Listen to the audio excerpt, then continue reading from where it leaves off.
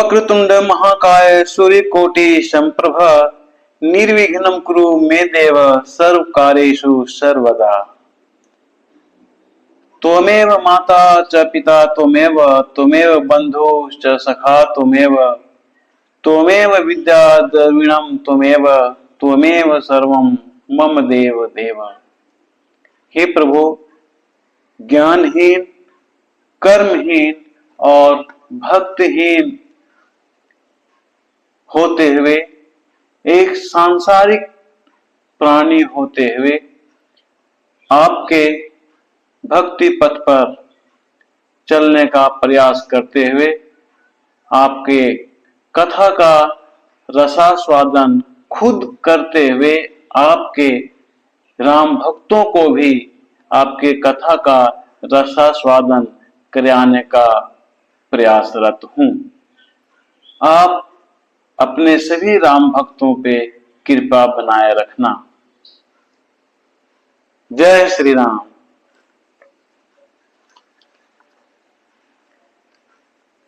पिछली कथा में हमने देखा था कि कुशनाभ की कन्याएं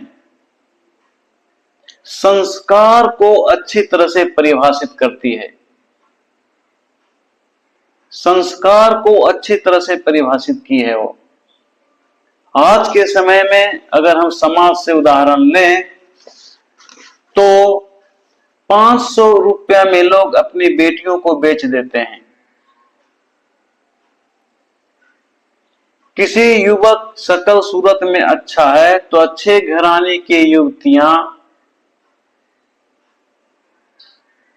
सकल सूरत पे आकर अपना जीवन उसको सौंप देती है।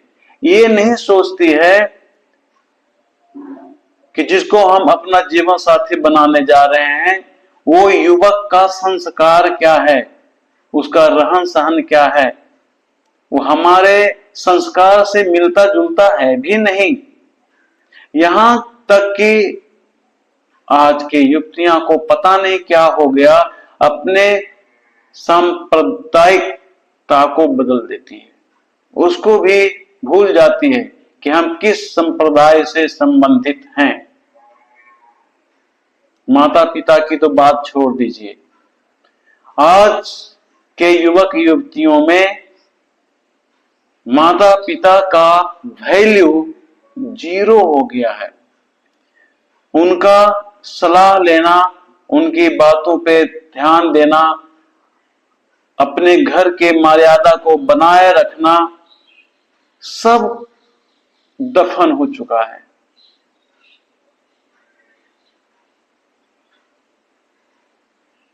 हम ये नहीं देखते हैं कि जो हम कदम उठाने जा रहे हैं उससे मेरे घर की मर्यादा पे कोई दाग आएगा या नहीं।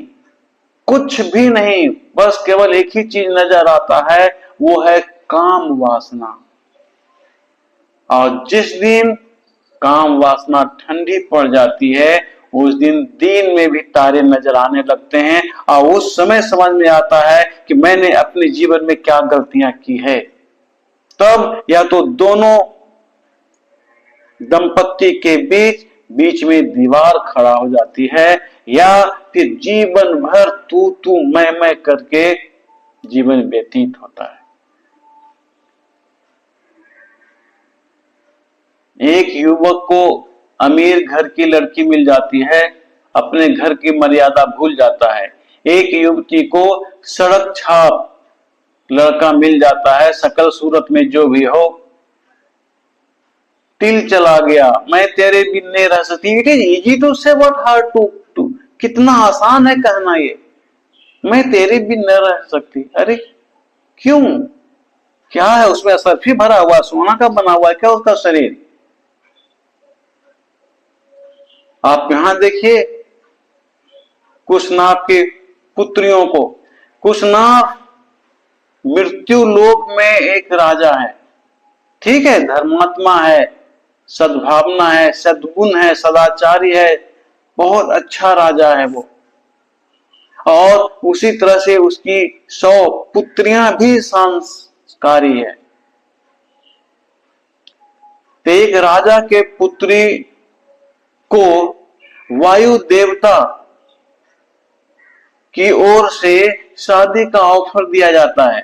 सोचिए जरा, वायु देवता जो स्वर्ग में रहते हैं, ईश्वर भगवान, और एक सांसारिक आदमी, एक राजा, कुछ नाम की पुत्रियां, उनको ऑफर मिलता है वायु देवता की ओर से कि हम तुमसे शादी करना चाहते हैं, तुम हमारी पत्नियां बन जाओ, आजीवन तुम बूढ़ी नहीं होगी, जैसी तुम्हारी अभी शकल सूरत है आजीवन वैसा ही रहोगी। स्वर्ग लोक में वैसा ही होता है।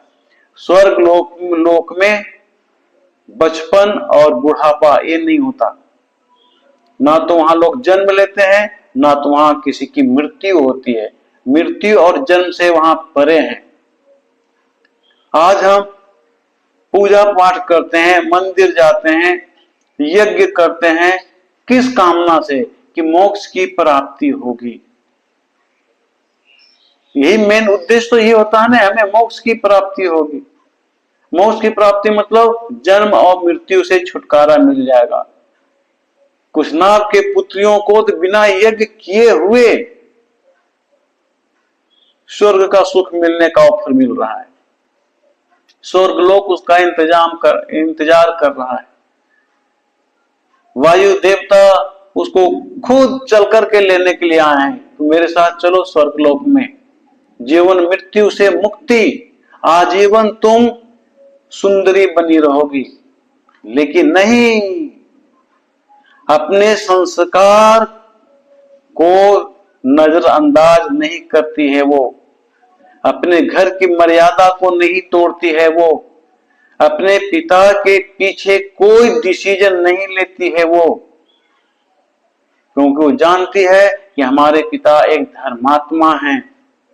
ऐसा करने से कुल की मर्यादा कलंकित हो जाएगी। कलंक ऐसा चीज है जो काजल से भी काला होता है। कुशनाभ की पुत्रियां ये सब समझती थी। यही कारण है कि वायु देवता के इस ऑफर को ठुकरा देती है। मुझे नहीं चाहिए आपका स्वर्गलोक, मुझे नहीं चाहिए आपका मोक्ष, मुझे नहीं चाहिए हमेशा के लिए, जब तक ये पृथ्वी रहेगी, जब तक ब्रह्मांड रहेगा, जब तक देवलोक रहेगा, जब तक देवी देवताओं का वास होगा, तब तक मैं जवान बनी रहूंगी। ये मुझे नहीं चाहिए। मुझे चाहिए तो क्या? अपने पिता का संस्कार। ये संस्कार है। हमें अपने बच्चों में इस तरह के संस्कार देनी चाहिए। और आज के बच्चों को, आज के खास करके युवतियों को मैं कहता हूं कि इससे संस्कार लेनी चाहिए। युवतियों को इसलिए मैं विशेष करके कह रहा हूं कि युवतियां हमेशा युवक से श्रेष्ठ मानी गई है, उत्तम मानी गई है। विष्णु पुराण में श्री विष्णु ने क्लियर कह दिया है कि नर और नारी में नारी सर्वोत्तम है, उससे उत्तम कुछ हो ही नहीं सकता।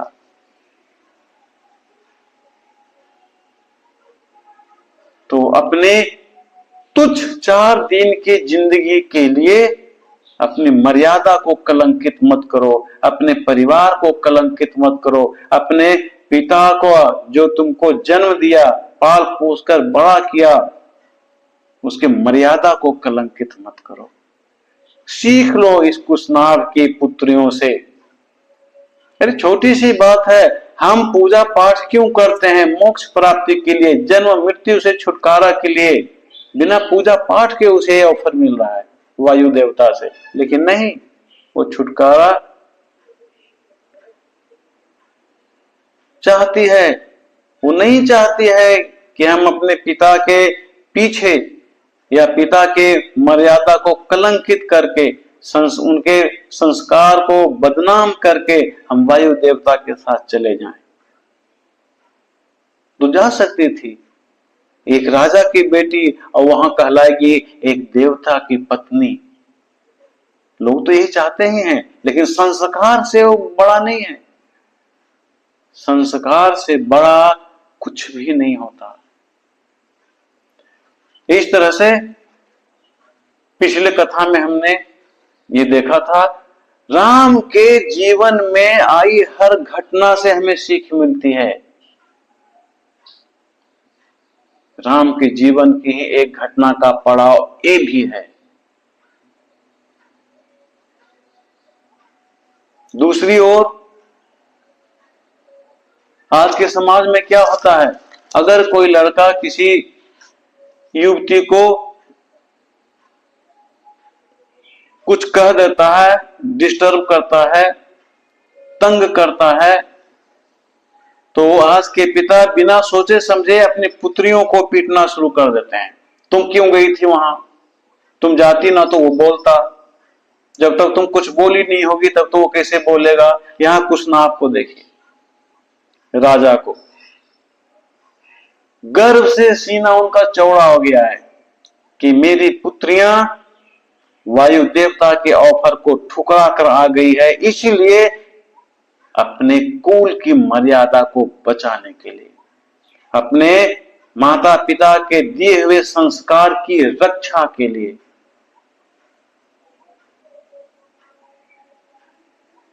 वो तो चाहती तो वायु देवता के साथ शादी करके स्वर्ग चली जाती, जन्म मृत्यु से छुटकारा।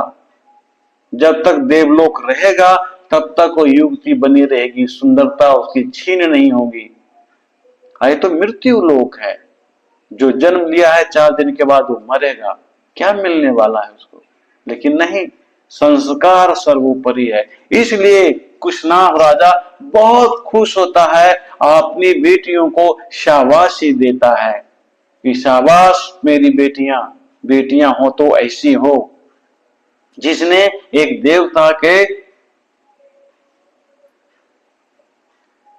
बातों को ठुकराकर, एक देवता के शर्त को ठुकराकर, एक देवता के ऑफर को ठुकराकर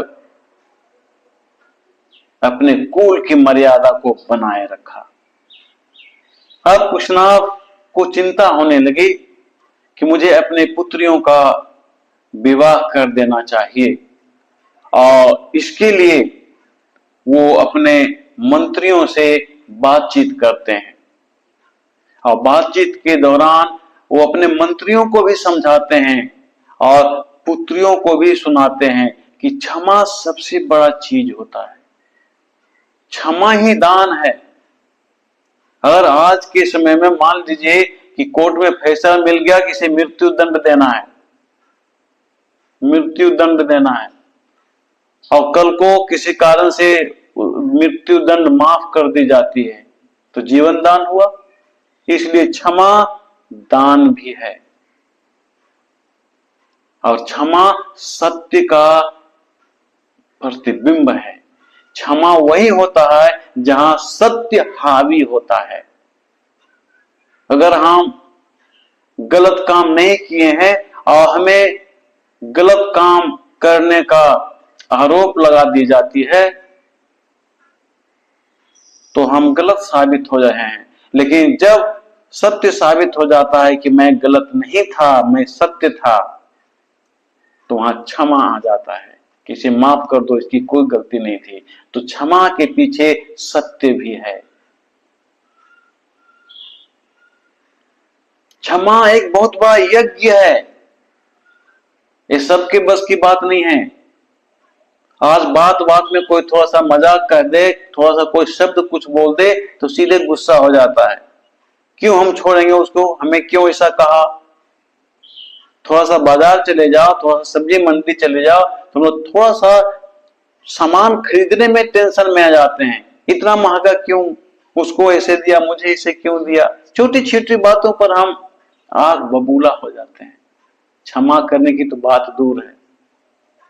अगर किसी ने बहुत बड़ा कुकर्म किया, अगर किसी ने बहुत बड़ी गलतियां की, और आप उसे शांति भाव से समझ करके उसे क्षमा कर देते हो, एक बहुत बड़ा यज्ञ के बराबर होता है। और जिसमें क्षमा की भावना है उसी को यश कहा जाता है, उसी को संस्कार कहा जाता है।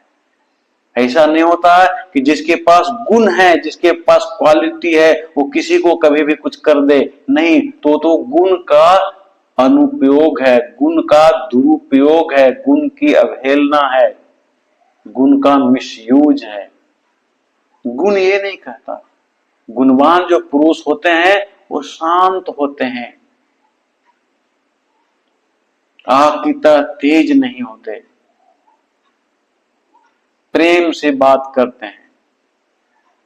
लेकिन जो छोटी सी बुद्धि पा करके, छोटा सा ज्ञान पा करके अपने आप को प्रदर्शित करता है कि मैं बहुत जानता हूं, मैं बहुत बड़ा ज्ञानी हूं, उससे बड़ा मूर्ख तो कोई हो ही नहीं सकता। वो यज्ञ क्या, पाप का भागी होगा, पाप का भागी होता है। और जहां क्षमा है वही धर्म है, क्योंकि तुमने अपने ऊपर क्लेश लेकर, अपने ऊपर दूसरों की बातों की कटु वचन को झेल कर उसे माफ कर दिया। इसलिए बहुत बड़ा धर्म है ये। हमारा सनातन धर्म यही सिखाता है, माफ करना, शांति से जीवन बिताना और सहनशील बनना। और यही कारण है कि दुनिया इसी के आधार पर टिकी हुई है, वरना ये दुनिया कब को रसातल चली जाती। आप प्रभु को लीजिए ना, आज के सांसारी लोग प्रभु को क्या क्या क्या क्या नहीं कहते हैं। उनका तो एक इशारा काफी है। हमने प्रभु की मूर्तियां तोड़ देते हैं, हम प्रभु को क्या नहीं करते हैं। आज इस संसार में बहुत कुछ हो रहा है, लोग प्रभु के बारे में अनाप शनाप प्रश्न करते हैं। अगर वो चाहते थे एक सेकेंड का करोड़वां भाग में उसका जवाब दे सकते थे, लेकिन नहीं। यही संस्कार है। जब तक पाप का घड़ा भरेगा नहीं तब तक कुछ नहीं होगा।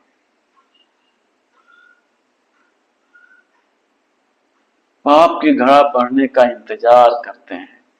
एक गलती किया माफ कर दिया, दो गलती किया माफ कर दिया। श्री कृष्ण ने भी महाभारत में 100 गलतियों को माफ किया था, उसके बाद उसे दंड दिया था।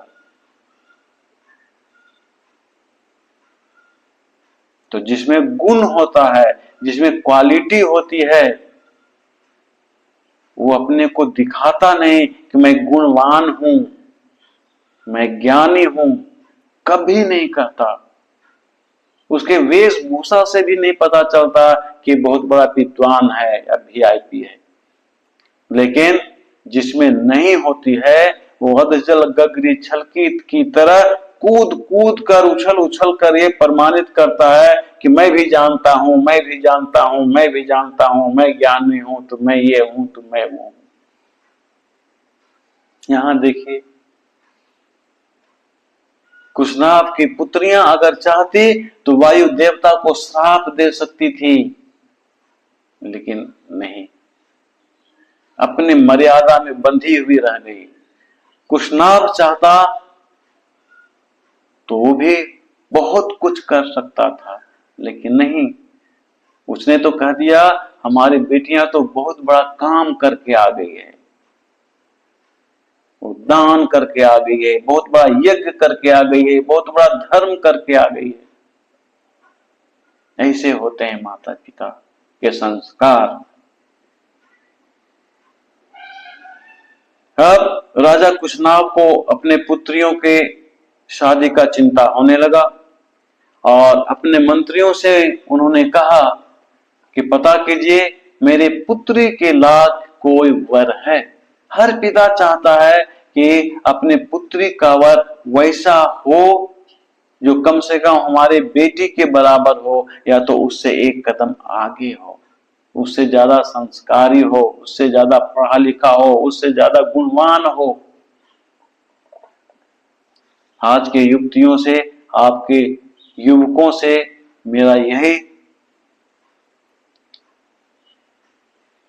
लेसन है, यही सीख देने का प्रयास है कि हमसे नहीं, प्रभु राम के जीवन से ये संस्कार लीजिए।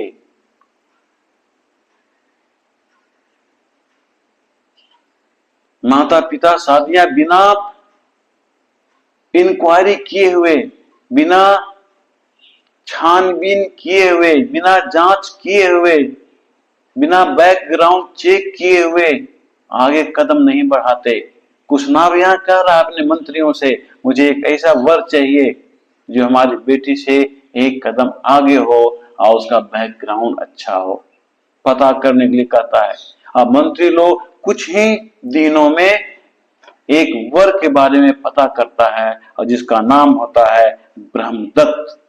ब्रह्मदत्त एक राजा होता है, वो काम्पिल्या नामक नगर का राजा होता है। काम्पिल्या नामक नगर का राजा होता है, उस राजा का नाम है ब्रह्मदत्त।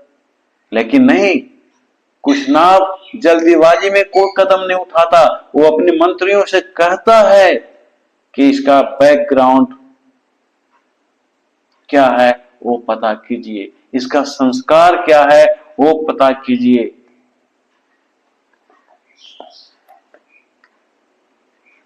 मंत्री लोग पता करते हैं और पता करने के बाद वो राजा कुशनाभ को एक दिन बताते हैं कि ब्रह्मदत्त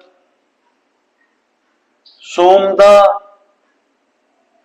नामक एक युवती का पुत्र है। स्त्री नहीं, युवती। युवती और स्त्री में अंतर है। कन्या जिसका शादीशुदा नहीं हुआ है, जो शादीशुदा नहीं है उसे कन्या कहते हैं, और जिसकी शादी हो गई है उसे स्त्री कहते हैं। युवती वही हुआ जो कुंवारी है, और स्त्री जो शादीशुदा है। तो कुशनाभ के मंत्री आकर कहते हैं कि महाराज, ब्रह्मदत्त नामक एक राजा है जो सोमदा का पुत्र है, और सोमदा एक युवती है। यहाँ बहुत बड़ा प्रश्न चिन्ह आता है कि युवती होते हुए वो मां कैसे है। इसकी भी एक कहानी है। तो सोमदा गंधर्व की पुत्री थी और वो एक मुनि की सेवा करती थी। उस मुनि का नाम था चूली। सोमदा चूली नामक मुनि की सेवा करती थी। जब भी उसे समय मिलता था वो चूली मुनि के आश्रम में चली जाती थी और उनका सेवा करती थी। लंबे समय से सेवा करते आ रही थी। एक समय की बात है कि चूली मुनि बहुत प्रसन्न हुए और उन्होंने कहा कि आज तुमको जिस चीज की इच्छा है वर मांग सकती है, जो तुम्हारा सबसे प्रिय है वो वर मांग सकती है। आज मैं तुमसे बहुत खुश हूं, तुमने बहुत मेरी सेवा की है, बिना स्वार्थ के तुमने सेवा की है। अब देखिए यार, बिना स्वार्थ की सेवा। आज हम मंदिर, मस्जिद, गुरुद्वारा, कहीं भी धर्म स्थल में जाते हैं तो बिना स्वार्थ के नहीं जाते हैं। प्रभु परीक्षा में पास करा देना, मैं 1 किलो लड्डू चढ़ा दूंगा। प्रभु मेरी बेटी की शादी हो जाए, मैं सत्यनारायण स्वामी का पूजा करा दूंगा। कहीं ऐसा नहीं है कि हम प्रभु को एक मजदूर की संज्ञा दे रखे हैं। जैसे मजदूर को कहते हैं ना कि मेरा काम कर दो, 500 रुपया देंगे। ऐसा नहीं है, ऐसा ही है। हम एक शर्त रख देते हैं प्रभु के सामने कि प्रभु ये मेरा काम कर दो, मैं ये करूंगा। स्वार्थ आ गया। तो जहां स्वार्थ है वहां धर्म नहीं है, निस्वार्थ धर्म होता है। आप निस्वार्थ कर्म करो, प्रभु तो फल देने वाले हैं। तो गीता में श्री कृष्ण ने पहले कह चुके हैं, कर्म किए जा फल की इच्छा मत करे ये इंसान, जैसा कर्म करेगा वैसा फल देगा भगवान। कर्म करो, फल की इच्छा मत रखो, निस्वार्थ करो, बदले की भावना मत रखो, आशा की भावना मत रखो कि बदले में मुझे ये मिलेगा, ये मत रखो। ये आशा मत रखो कि मैंने पूजा किया तो शाम तक में मैं करोड़पति बन जाऊंगा, नहीं। तो सोमदा थी, वो चूली मुनि का निस्वार्थ सेवा किया करती थी, बरसों तक करती आ रही थी। एक दिन चूली मुनि ने उसे वर मांगने के लिए कहा, तो सोमदा सोच में पड़ गई। बहुत तेज युवती थी सोमदा, बहुत चालाक थी। वो चाहती थी मुझे एक पुत्र चाहिए और मैं विवाहित भी ना कहलाऊं। इसलिए उन्होंने यही शर्त रख दिया चूली मुनि के सामने कि गुरुदेव, अगर आप मुझ पे प्रसन्न हैं तो आप मुझे एक अच्छा संस्कारी पुत्र दीजिए।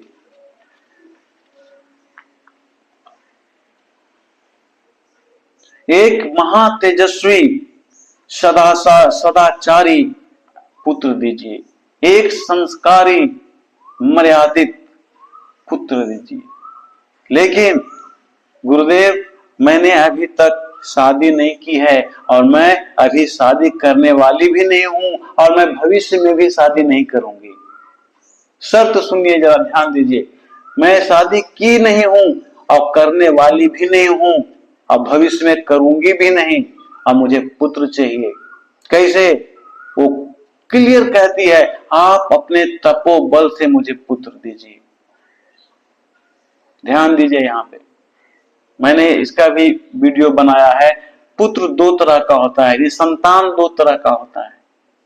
एक पाप कर्म से उत्पन्न संतान, एक धर्म कर्म से उत्पन्न संतान। तो धर्म जहां उत्तम है पाप से, तो धर्म का जो कर्म है वो भी पाप कर्म से उत्तम होगा। इसलिए धर्म कर्म से उत्पन्न संतान पाप कर्म से उत्पन्न संतान से उत्तम होगा। सोमदा यही चाहती थी कि मुझे पाप कर्म से संतान नहीं चाहिए, मुझे धर्म कर्म से प्राप्त संतान चाहिए। इसलिए उन्होंने साफ कह दिया कि मैं शादीशुदा नहीं हूं, मैं शादी करने जा भी नहीं रही हूं और भविष्य में मैं शादी करूंगी भी नहीं, लेकिन मुझे पुत्र चाहिए। हाँ, वो पुत्र आप अपने तप बल से दीजिए, यानी धर्म कर्म से दीजिए। मैंने जो धर्म किया है उसके बदले अगर आप कुछ देना चाहते हैं तो आप अपने तप बल से, आप में जितनी शक्ति है, आपने जो तपस्या की है, उस बल के आधार पर हमें संतान दीजिए। और वो संतान सदाचारी होना चाहिए, मर्यादित होना चाहिए, महातेजस्वी होना चाहिए, गुणवान होना चाहिए। बहुत चालाक थी सोमदा। कुशनाभ को उसके मंत्री ये सारी बातें बताते हैं। मंत्री कुशनाभ राजा को सारी बातें बताते हैं कि ब्रह्मदत्त नामक एक राजा है, वो काम्पिल्या में है और वो सोमदा का पुत्र है। बहुत तेजस्वी है, मर्यादित है, संस्कारी है, सदाचारी है, बहुत उत्तम है वो।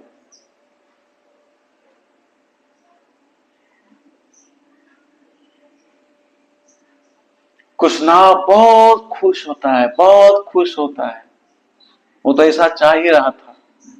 और एक दिन वो राजा ब्रह्मदत्त को आमंत्रित करता है और आमंत्रित करने के बाद ये शर्त रखता है कि मैंने आपके बारे में बहुत कुछ सुना है, आपसे निवेदन है कि आप मेरी पुत्रियों का हाथ थाम लें। मैं अपनी पुत्रियों का हाथ आपके हाथ में देना चाहता हूं। ये मर्यादा है,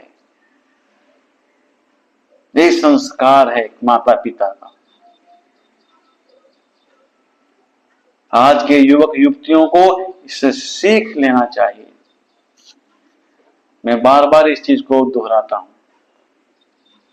इस तरह से राजा कुशनाभ अपने पुत्रियों का हाथ राजा ब्रह्मदत्त के हाथ में देता है। उसका विवाह होने लगता है। विवाह के दौरान भी एक घटना घटती है, क्योंकि कुशनाभ की सारी पुत्रियां, जो 100 पुत्रियां थी, सबके सब कुबड़ी हो चुकी थी वायु देवता के कारण। वायु देवता उसके शरीर में प्रवेश कर उसके अंग अंग को मोड़ दिया था। कुशनाभ के पुत्रियों के शरीर के अंग अंग को मोड़ दिया था वायु देवता ने गुस्सा में आकर। तो जो ही विवाह के दौरान ब्रह्मदत्त कुशनाभ के पुत्रियों के हाथ को छूता है।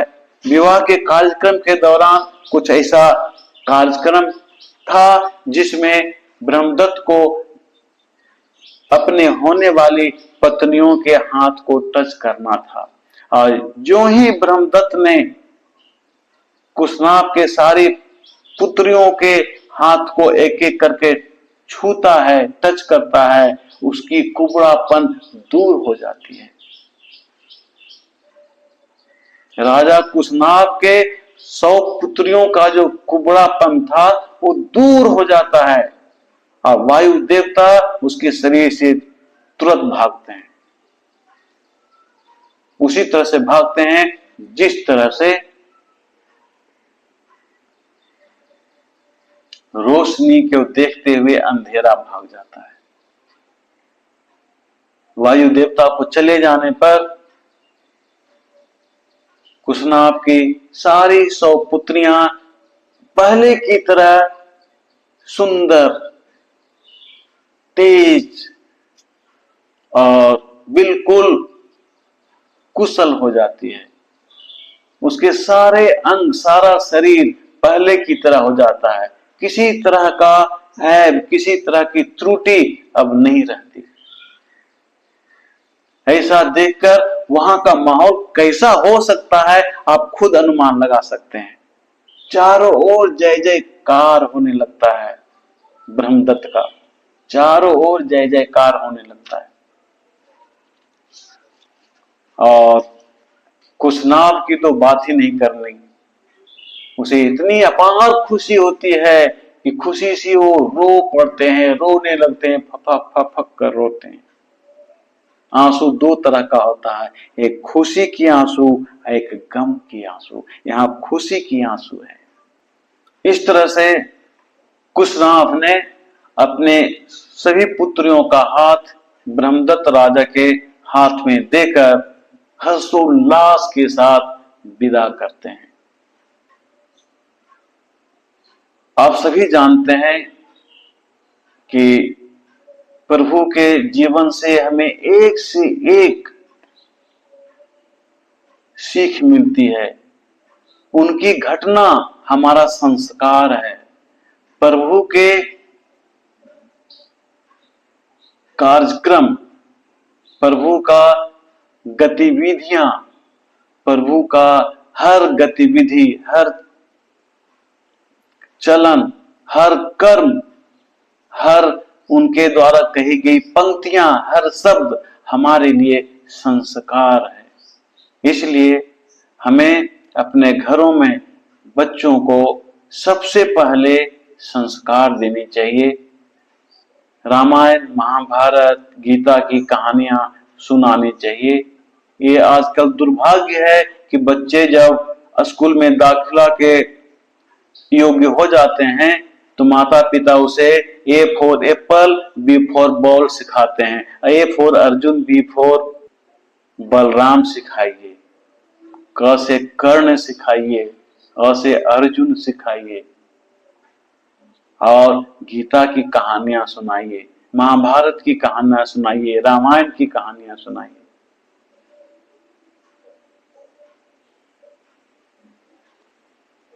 और कुछ कारणों से मैंने अपने इस चैनल का नाम बदल दिया है। मेरे चैनल का नाम पहले SR मोटिवेशन था, उसको मैंने SRAL मोटिवेशन किया है। मैं वैसे राम भक्तों से 2 शब्द कहना चाहता हूं कि जो मेरे चैनल पे अभी नया है, उस मेरे चैनल को सब्सक्राइब करें, हमें इससे साहस मिलती है। जय श्री राम।